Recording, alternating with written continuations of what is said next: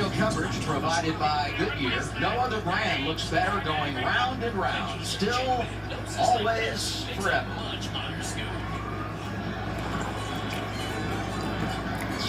So much anticipation as you come to Michigan. Everybody wants to win here. 70 miles west of Detroit, big for the manufacturers. And a benchmark.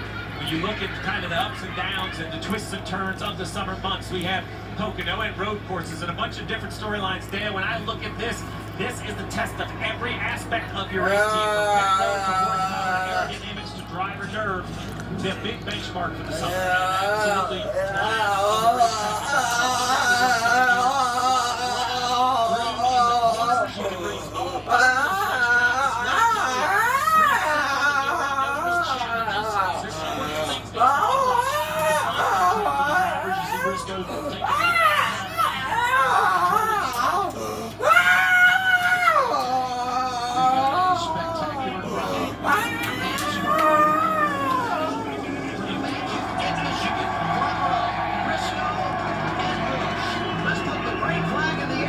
Biggity, biggity, biggity.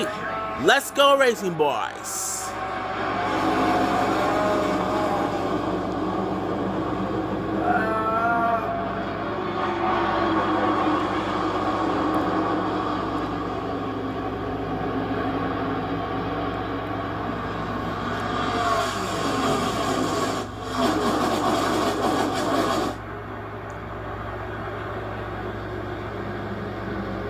A lot of drivers moving around on these restarts, and they'll get tougher and tougher throughout the race.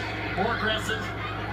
Momentum outside lane. Here comes Briscoe using the high side to take the top spot off the turn 4 and lead lap 1. Did you hear him trying to slide up in front of 17 of what he does? Way down on the apron. Now it's going around the 2 of Cindric. You said he's a driver to watch, making it 3 wide outside here. You got Cindric way out there, Blaney in the 12. They're going to stay 3 wide. Blaney's going to stay on the outside. Huge run by the 12 down the back straightaway. He'll clear in front of his teammate Cindric, still side by side. Bowman, Cindric into turn 3. Here comes the one of Chastain, the big run they get. All those cars running side by side, back up toward the front. Kyle Busch on the outside, the 17. He should be able to keep that spot. Top 3, lap 2, Briscoe, William Byron. We talk about Hamlin, Busch back and forth, and Chris Buescher rounds out the top 5. That bright number 17, painting the line, and right behind him, 21, Josh Berry off to a nice start. Buescher was really fast in practice. Josh Berry was not. He was not quick in practice, laid out a great lap in qualifying. Be interesting to see if his car can keep this track position. Back up front, the 24, Byron. Briscoe, Byron right now with the fastest lap of the race. That should change throughout the day.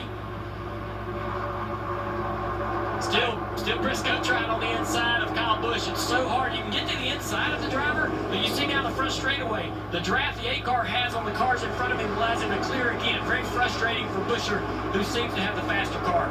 You know who's feeling good? 45, Tyler Reddick drops to the rear with some changes, and here he is up 20 spots. Flat tire practice, damage to the diffuser, had to change it overnight, gave up that starting position, wondered how long it was taking. The motors by Chase Elliott, already up to 20th. Unbelievable. We hear about the difficulty to pass. Don't tell Reddick as he climbs the banking. Kim looking to attack Eric Jones in the 43.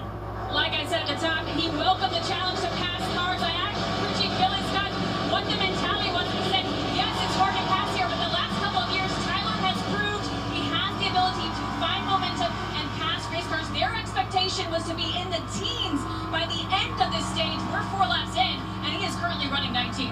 It's unbelievable what he's done slicing through the field. It will get harder and harder the further he climbs. I'll take the under on the teens. But you see, this is the magic of the track. He drives right by the 9. It looks like he's going to drive away. Then he has this little bit of break in momentum, and now he's back under attack. Talk about going by Chase Elliott in the 9. Can't get away. Right behind them in the 10, Ty Dillon. Yeah, Chase trying to side draft. That'll allow him to stay on the door of this 45. Here comes the help behind Reddick, but it's a little too late. Down into turn 1. Reddick's going to use the momentum on the top. This will be a tough all day long for that inside car. Dillon brothers working together a bit. The 3 of Austin sliding up right behind the 10 of Ty's. Ty dives down to the inside. He's going to make it 3 wide. Down into turn 3, he's going to clear. Take that position. A little 2 for 1 there into the corner. Absolutely, that's what happens. Right side by side, he keeps that car behind you. The third car, such a huge run. Just behind this group, Christopher Bell in the 20. Always a good qualifier, but not yesterday. He's got some ground to make up and trying to find his way. You see him outside of the 3 of Dillon. They're racing for 22nd on track.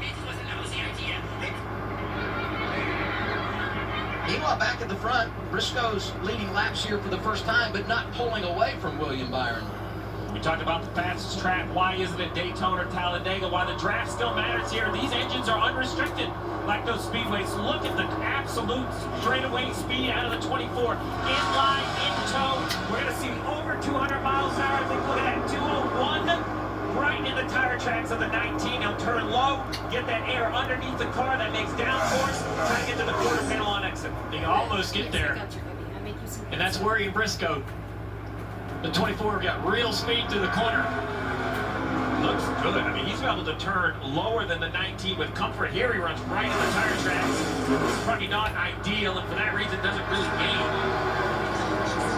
You know, William Byron is a quiet guy, but that's not just his personality. It's really how he is on the racetrack. I mean, he speaks in volumes when you look at his stat line, but you don't talk a lot about him during the race. You just kind of go slow and methodical about his business. But here he is, once again in position, running second to Briscoe. Yeah, that slow, methodical, consistent approach has kind of been the Hendrick Motorsports motto this year. At least that's the way the cars have performed.